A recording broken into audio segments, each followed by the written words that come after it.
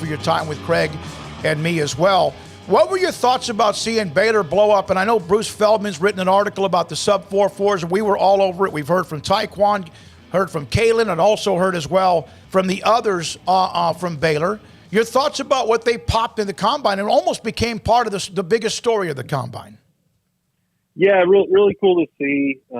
Not certainly the results are not shocking, and again, it was, and Bruce wrote a good thing about this today, talking to Matt Rule about it, but it was cool to see at the time. We remember, with that staff, what they were able to do, what Evan Cooper and that staff did in terms of the way that they targeted the state of Texas.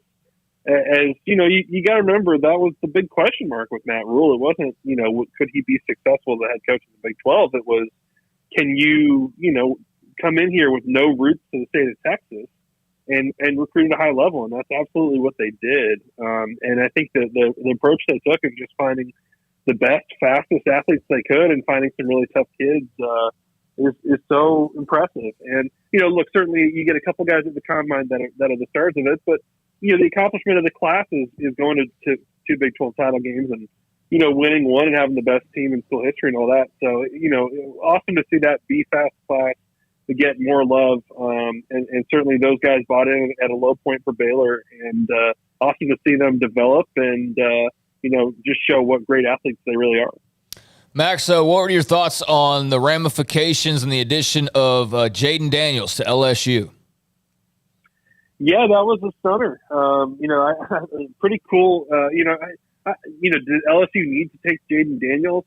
I don't know that they did. I mean, I kind of assumed, and this is wrong me, I suppose, but I assumed when Miles Brennan decided to come back to LSU after putting his name in the portal that was kind of the plan, to build around a guy that I think at this point is like a fifth or sixth year senior. He's got a lot of experience in the program, and I know they like, they like Garrett Nussmeier too, and they brought in Walker Howard. But that's the portal for you. If a good player becomes available, it might not be in your plans to go out and add another quarterback. But they did lose Max Johnson, and they lost T.J. Finley the year before that, and so that's an interesting move for Brian Kelly.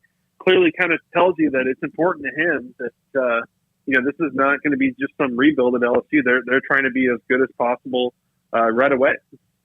Max, what is the biggest name, or how many still what you would consider, I don't know about the word elite, but really good players are in the portal right now? Yeah, I think that, we do this tracker at The Athletic, and right now we're tracking, sometimes that list is like the top 25 best available players. And right now it's down to about 15 because there have been a bunch of players that have committed lately. And, I'd say there's probably, in terms of, all conference type guys that are getting lots and lots of offers, there's definitely, 25, 35, 40 players out there right now that are still trying to find their next school. The best among them would be O'Shawn Mathis, the pass rusher from TCU, from Manor, who really was pretty impressive for them in his career in Fort Worth. And, he just took a visit to Texas over the weekend. I'm sure you guys saw the picture of Gary Patterson. Oh, yeah. Throwing the horns, which is still hard for me to wrap my head around, even though, we'll get there at some point. I'm just not there yet. But, yeah, I would say O'Shawn Mathis is the best guy out there. JT Daniels, the best quarterback available right now. And as ESPN reported today, a guy that's looking at Oregon State and Missouri and West Virginia right now. How much, you bring up Gary Patterson, how much are you expecting him in an analyst role to actually have a direct impact on the play on the field? Extremely unclear. I really don't know. Certainly the role, that special assistant role, it's interesting. I think that Gary Patterson is, certainly one of the best in the business when it comes to, the preparation part from Sunday to Friday. And so I'm sure whatever role he wants to take or is allowed to take in helping Texas's defense prepare and study and break down tape and all that would bring a ton of value. But, certainly they weren't trying to, push out PK, their defensive coordinator. And so, I guess that, I think Sark is trying to kind of do what he saw at Alabama, where you bring in those great coaches that play some kind of behind the scenes role and they're making the buyout money and they don't need, a big title or anything like that. But certainly I'm fascinated to see what, if any, impact, Gary Patterson has on that defense, which wasn't very good last year, and, certainly could use his expertise. What did I see? Was it from you or someone else about what Casey Thompson said about NIL opportunities in Nebraska rather than Austin? Yeah. He talked to the media for the first time yesterday during spring ball, and he was asked about the NIL opportunities he's had, and certainly since coming to Lincoln, Nebraska, he's getting a ton of those. Open Doors is based in Lincoln, and so and Nebraska does a really good job on the NIL front of arranging their sponsors and stuff like that. And there's certainly a lot of people that want to help take care of the athletes here. And he said he thought Nebraska has maybe been a better spot for NIL than Texas, and part of that's just because there's a big contrast there in terms of big city Austin versus the traditional college town of Nebraska, where this is the only game in town here, and so it's a big deal. And being the quarterback in Nebraska is a big deal. Whereas there's obviously a ton of college and pro sports in Texas. So I think that's kind of the point there. That so far it's gone pretty well for him in terms of the financial opportunities. Max Olson, theathletic.com, Sikkim 365 Radio. Yeah, Max, I was curious did you ever get a chance to come across George DeLeon when you were covering Baylor?